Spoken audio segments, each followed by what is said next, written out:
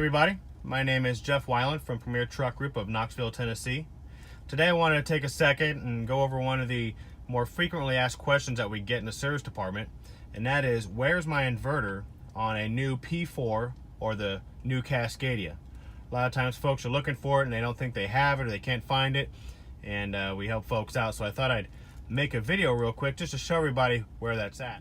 So what usually happens is drivers will come to the back and say, okay, well I see my two 12-volt outlets, but all I see is a block-off plate and nothing else. Your inverter, if your vehicle is equipped with it, is actually underneath your bottom bunk. What you're going to do is release this lever right here and lift up your bottom bunk.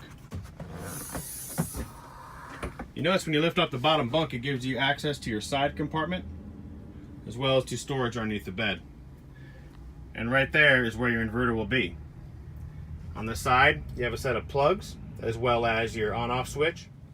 Your cable goes right through this hole here, comes out the other side, and is attached right there to your inverter.